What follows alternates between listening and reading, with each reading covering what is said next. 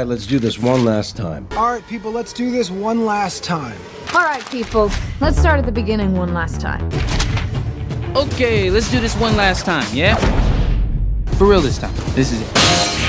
The ability to replay a game is something many gaming enthusiasts seem to feel extremely passionate about, which might appear a bit confusing to the average person. In my previous video regarding cutscene skipping, I got a lot of comments bringing up the subject of replayability, which basically argue that scenes and dialogue should always be made skippable solely for the purpose of easing future playthroughs. Many of these comments also consisted of one or two sentences and contained zero elaboration, as if they were making statements as obvious as water is wet. Normally, I just ignore most of these. Simple one-sentence answers usually aren't worth acknowledging and rarely inspire any sort of deep critical thinking. After all, the obvious response is that most games never have such an issue in the first place. The reasons discussed in the video only matter for a first playthrough, so cutscenes which are unskippable for non-technical reasons are allowed to be made skippable for repeat playthroughs anyway. It isn't anything interesting or worthy of discussion. But the sheer volume of these comments made me question, is the ability to replay a game actually that useful? After all, when most people finish a game or movie, they tend to be satisfied with it and move on to something new rather than loop back to the beginning again. At least, that was my initial thought process. But after some time, I realized I overlooked something silly and kinda obvious. These are games. The entire origin of games was founded on the core principle of replayability. When the first ever board game was created all the way back in ancient Egypt, people would carry it around and replay against new opponents every time. And when cavemen first invented the rules of sports, they'd replay that same game with new people. Heck, people still replay the game of chess to this very day. These are games which are just being replayed with the same rules over and over again. So of course people would associate video games with replayability. That said, we've come a long way since those early days. Proper game design is now an actual discipline and career, and the idea of replayability is now a factor which developers actively consider when creating a game. Because the reality is that replaying parts of, or even the entirety of a game is something which players will naturally do, designers need to consider how their game's design should encourage, reward, or discourage such behavior. So let's have a brief dive into some of these considerations. To start off, a basic definition. Replayability is the capability for a game or parts of a game to remain fun and engaging when replayed multiple times after the first completion. This can be naturally achieved by virtue of a game's natural design or artificially achieved by a game designer implementing certain features to steer players into the act of replaying. While people often interpret replaying as replaying the entire game, that isn't necessarily the case. It can also refer to replaying certain parts of a game, such as with stages. If you've ever replayed a Sonic level to find a missing red ring or try for a faster clear time, well, that's replayability. For that reason, replayability typically comes in two forms: replaying specific parts of a game and replaying the entire game from scratch. There are some game design considerations which apply to both, and some which are exclusive to each type. Games encouraging players to replay specific parts are a fairly common occurrence. In particular, they are especially common in games designed around mechanics rather than narrative. If a game consists of a series of independent levels and stages, there is no shortage of ways to set this up. Add a high score or ranking system, hide a bunch of secret collectibles that a player might not find on the first playthrough, require a player to return later with a future ability, Metroidvania style, hide a side quest objective in the level, etc. These games turn levels into a series of micro loops, and either incentivize or require a player to repeat that level's game loop in order to secure some sort of reward. This is how some games end up being intrinsically replayable. High scores, rankings, and leaderboards track performance. Mechanical gameplay depth enables players to improve their skills, and these form a simple feedback loop which has a player practice, improve,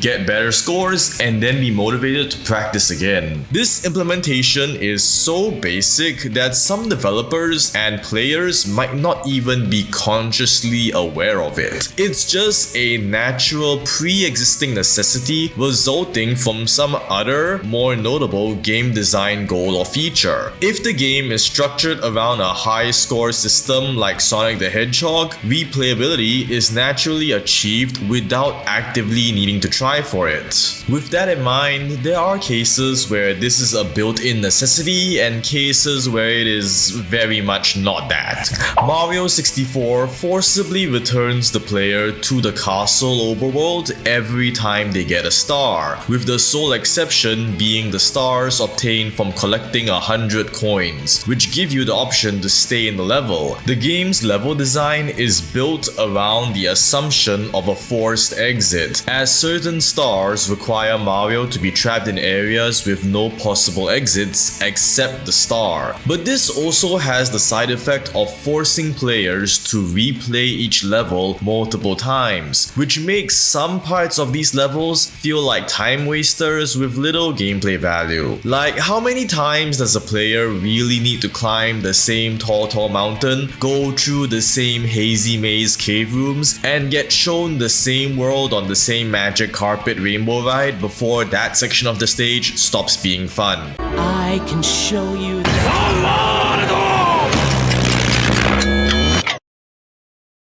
The player is also forced to exit and restart if they lose a life, but at least that acts as a penalty for messing up, so the reset serves a design function there. Resetting upon successful completion is just kind of an inconvenience. It's an inconvenience which serves as a pillar of one of the greatest games ever created, but it's still an inconvenience nonetheless. Nintendo's future games, notably, seem to recognize this as a fault and removed it. Mario Galaxy and Luigi's Mansion 2 switched from 64's format of big levels with multiple stars scattered around to a mission-based format, with each world consisting of multiple missions with their own objectives. These missions will either modify common areas of the game world or send the player to different sections of that world entirely, ensuring there is a good variation in the level and room design between missions. And then there's Odyssey, which reprises 64's big level format, but doesn't force a reset every time the player gets a new power moon and puts the teleport button in the menu. Replayability is a natural occurrence in multiplayer focused games as well, especially ones which are heavily reliant upon their gameplay mechanics. In such games, replayability is not only a foundational part of the game, but also a negative limitation which needs to be actively planned around. Multiplayer co-op games such as Helldivers, Left 4 Dead, and Warhammer Darktide all feature what are essentially the same few missions and objectives. This is comparatively more pronounced than in single-player games like Mario 64 because those games' levels are designed around a fixed number of replays, whereas Helldivers missions can be replayed hundreds of times. As incredibly fun as their core gameplay mechanics may be,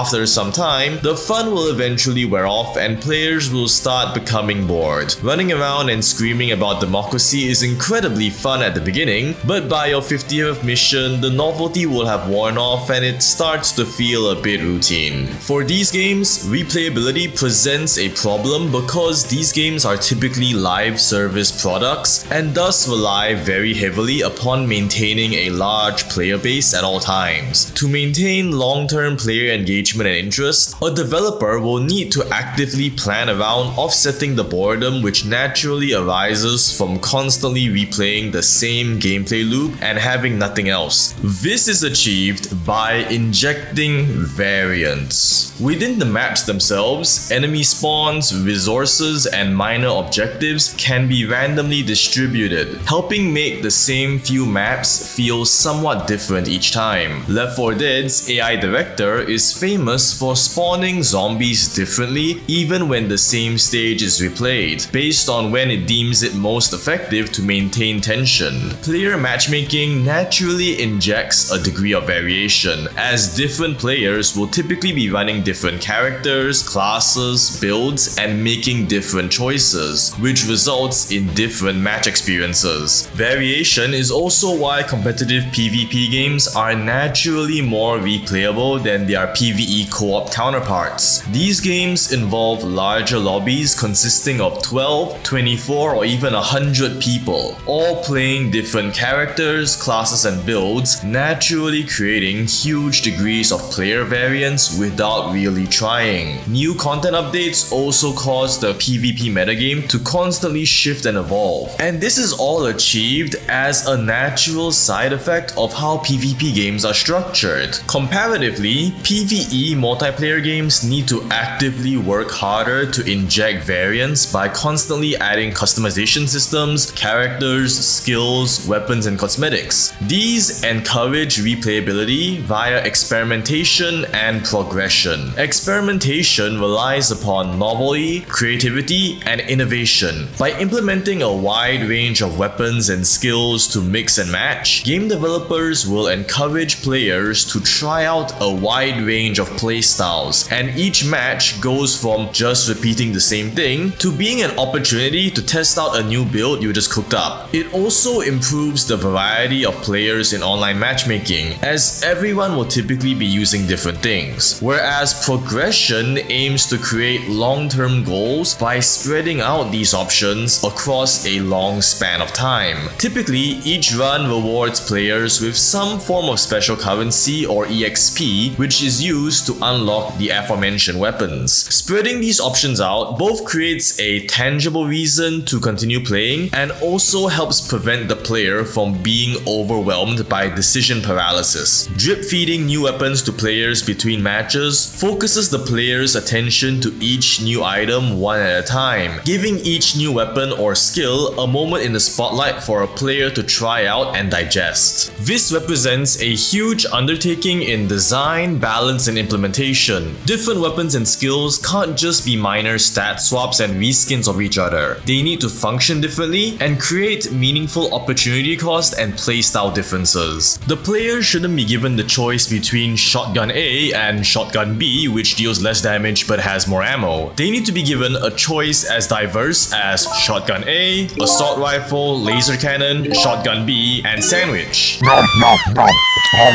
Each with their own respective niches and intended use cases. This requires many cycles of balancing and updates, and after a certain point there ends up being so many options that balance becomes almost impossible to maintain. However, PvE style games naturally gain less variance from adding content compared to PvP style games. Players will eventually either puzzle out the optimal loadout or get comfortable with their preferred playstyle, and the enemies themselves don't really change, so new weapons and skills might not prove attractive. Whereas in PvP, all players are affected by these new changes because they affect potential opponents within the overall metagame. But there's no real way to reliably avoid this problem, it's just a natural limitation that is part of their respective game structures. Still, if handled well, these two factors create an engaging gameplay loop of constant progression, which keeps a player engaged for significantly longer than the core gameplay would naturally allow for. Of course, we cannot mention progression without bringing up roguelikes and roguelites, two genres structured around replayability. Roguelike games typically feature numerous powerful, random, short-term run-specific upgrades to inject high levels of experimentation and variance between their runs. Roguelites evolved on this formula by adding a series of upgrades which carry over between runs, such as extra base health, damage, dashes, and so on. These mitigate the frustration which naturally results from constant losses and resets by creating meaningful long-term progression, assuring a player that every loss is a step towards eventually succeeding. Hades is the star of the roguelite genre, and for good reason. Totally hyped for the sequel's early access. I should get around to streaming it on Twitch in my free time or something. Anyways, roguelites work well precisely because of their natural progression progression system. Each run, failed or successful, doesn't feel like a full reset because you are making incremental long-term progression between each run, meaning the player feels like they are making meaningful progress towards an actual end of the game. However, despite them being the genre most associated with replayability, roguelites are ironically the last genre that you would ever do a full game replay on. Roguelites are structured around multiple runs, but heavily discourage you from resetting the entire game and restarting it from scratch. Comparatively, traditional roguelikes basically perform a full reset with each run, as the lack of long-term progression means that the only difference between run number 1 and run number 50 is that the player just got better. Which brings us to the topic of full game replays. These are games which build their entire structure around replaying not just parts of a game, but the entire game itself. These cases involve the player reaching an actual ending, complete with all the gameplay and progression that entails, and then have to restart the entire game from scratch in order to make new choices and discover new content. This is the foundation of the story roots narrative structure. Certain games are structured around the idea of branching story paths, where a player can be prompted into making certain choices which lead to multiple story routes and endings. This is most heavily associated with visual novels such as Fate Stay Night, but it isn't exclusive to that genre. Alternative story routes can appear in many different game genres. For example, Shadow the Hedgehog, Nier Automata, and Fire Emblem Three Houses are a 3D platformer, open world action RPG, and tactics game respectively, all of which require multiple replays of the entire game to discover all the different story routes and endings. This form of replaying also tends to have a side effect of encouraging lots of, shall we say, discourse among their game's player base, since they show many perspectives of complex characters and conflicts. Legend has it, someplace in the internet, the Fire Emblem community's arguments on tree houses continue to this very day. Comparatively, the true ending narrative structure lacks this problem. These games essentially feature one real ending, with all others being essentially stepping stones required to reach it. This structure utilizes replayability as a means to advance the narrative, as each story route and ending serves to provide key information to the player, which they use to reach the true end. These games involve many replays to uncover all the information and complete, but despite that, the player will never truly feel like they've been reset, because every false end still provides information and advances them further along the narrative. 9 Persons, 9 Hours and 9 Doors is a fantastic demonstration of this, with the game's central mystery being built around the idea of looping time and making different decisions. That being said, there's no guarantee that true ending will necessarily be a happy one. Corpse Party's true end is a bad one, which gets used as the foundation for its sequel. Sometimes the truth isn't always nice. There is also a minor point to make about foreshadowing. Sometimes games sneak in hidden details that tie into later plot and story events, which a player can spot on future playthroughs. This is standard practice for most narratives. You'll see foreshadowing be used all the time in other forms of media like books and movies, but it does indirectly add a bit of minor replay value, so it's worth a mention at least. And since we are already covering minor points, it is also worth noting that players themselves can also artificially create replay value, even if it does not naturally exist as per the game's design. Community challenges with limitations like speedruns, nuzlocks, and hyper-specific rules can result in an entirely new gameplay experience. Yeah, that's why I was going to say give the Quick Claw to Mewtwo, is because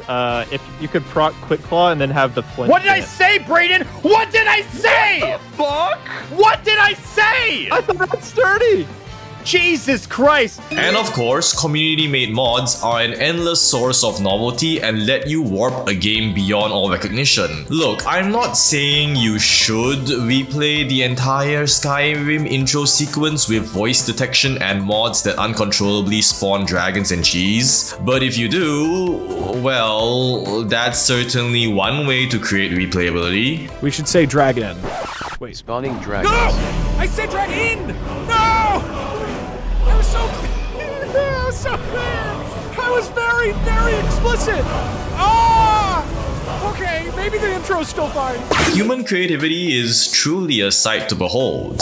Now there is one final aspect to discuss, that would be the New Game Plus. This is arguably the one feature people associate most with replayability as a concept, despite it arguably being the one which requires the least amount of developer effort to create. New Game Plus is a straightforward feature. It allows a player to start an entirely new save file after having completed the game at least once, and carries over certain benefits, resources, and progress from the first playthrough. They serve two functions, one boring and one interesting. The first function is to extend playtime. Yup, that's it. New Game Plus is effectively a really cheap way to add more content. Some people just really want to keep playing the same game, so this allows those people to be constantly engaged and entertained for significantly longer at no actual cost. And when I say no actual cost, I really do mean it. New Game Plus has a pretty low cost to implement compared to most other features. The only things which need to be added are the ability to carry over some progression and a bit of new content like special equipment and bonus bosses. It isn't nothing per se, but it is a ridiculously huge return on investment when you consider how few assets and developer resources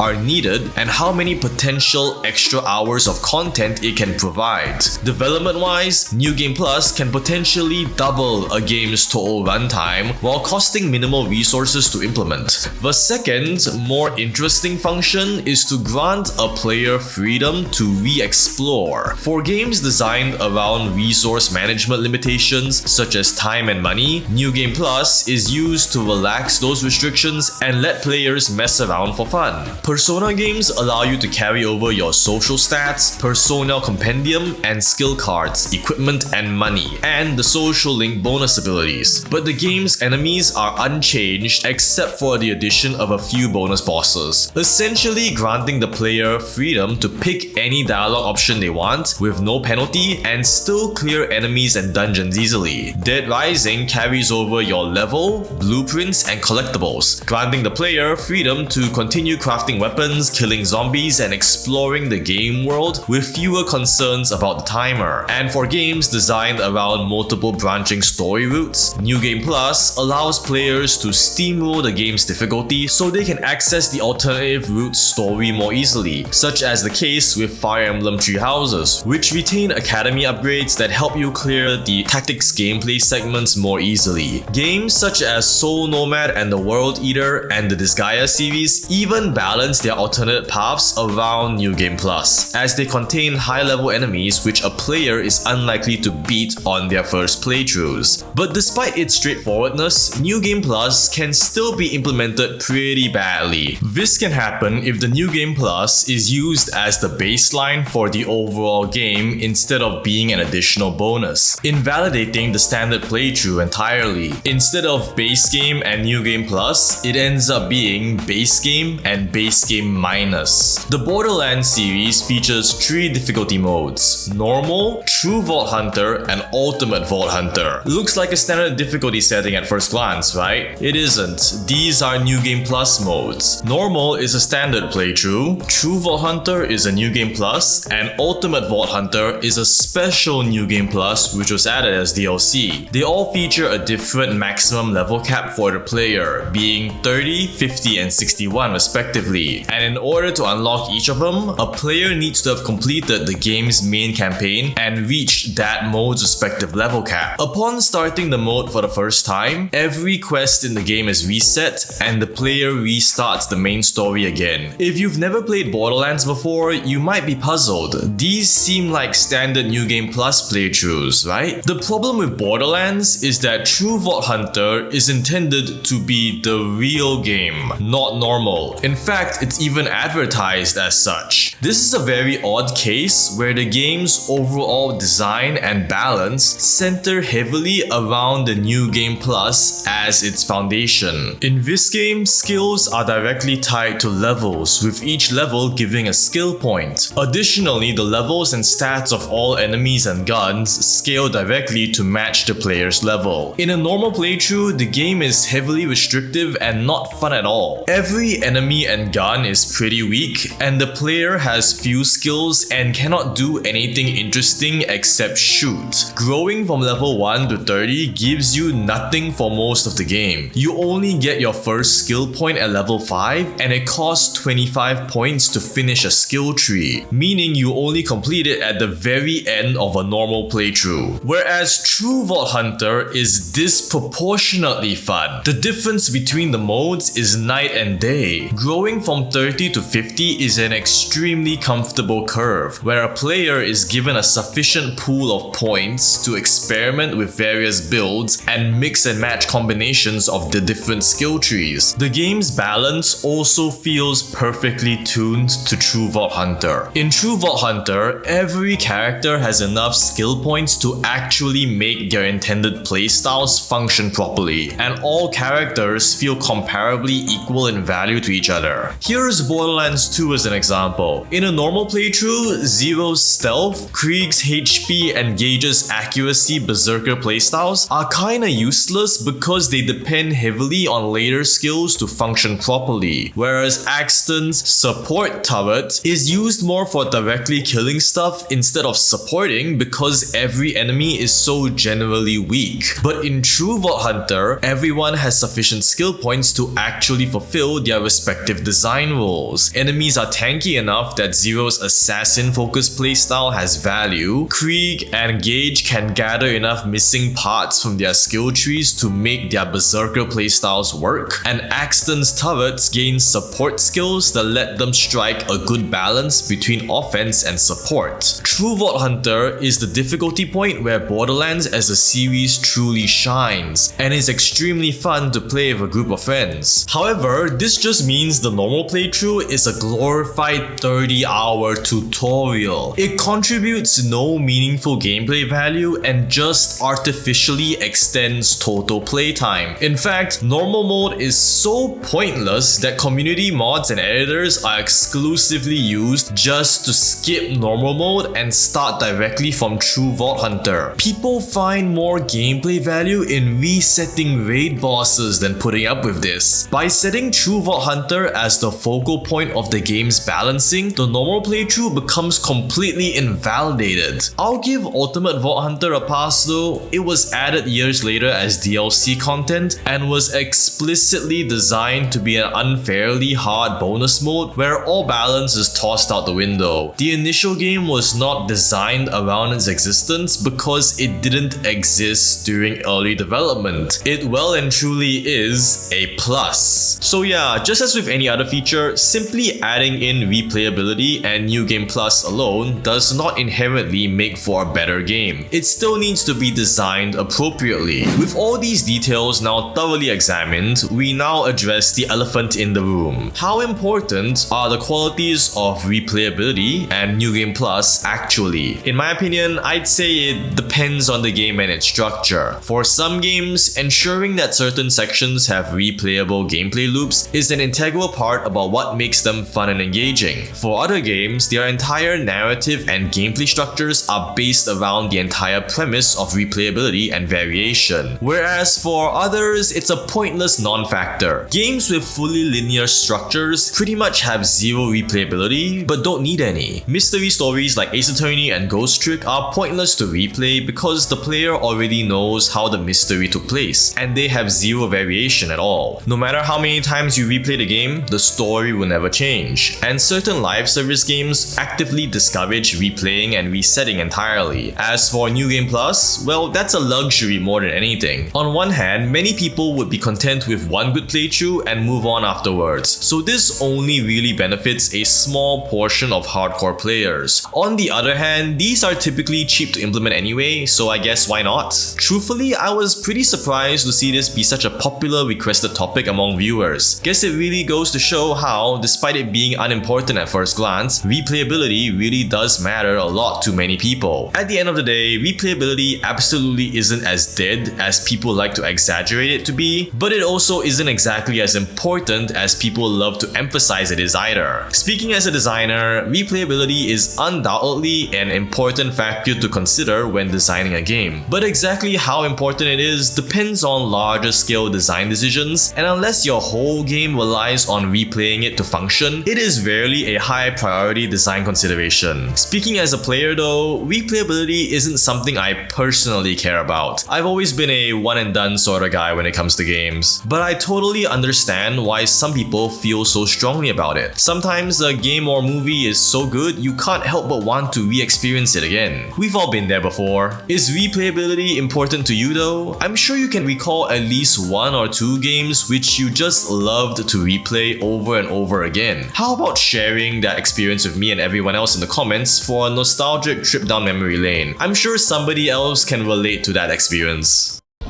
Let's start at the beginning one last time.